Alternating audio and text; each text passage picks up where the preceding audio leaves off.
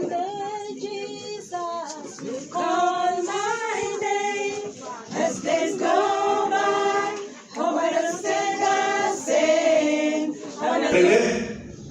Ikawa aliporudisha mkono wake, tazama ndugu yake akatoka, akasema, mbona umepita kwa nguvu wewe? Mambo ya nguvu na ya kuandame.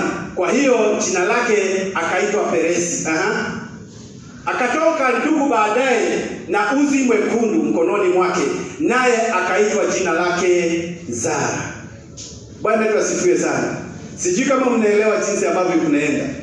Na najua hapa kwamba hapa tuko na wamama na wanajua jinsi watoto huzaliwa. Haleluya.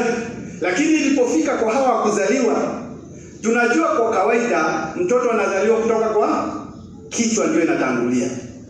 Lakini kwa sababu ya mng'ang'anio huu wa urithi wa kwanza, huyu alitoa nini? Alijua ya kwamba hawezi toka wa kwanza, lakini mkono unaweza kufanya nini? Toka ukiwa wa kwanza. Na alipotoa mkono, mkunga akafunga uzi, kwa sababu alijua tumbo kuna nini? Kuna watoto wawili, Abrahamu watatu. Akafunga kamba. Alipoona amefungwa kamba, akafanya nini? Amerudi. Akamerudisha. Na mimi siongei juu ya watu wakubwa. Nyinyi mnajua watoto wenye wanakuwa wamezaliwa.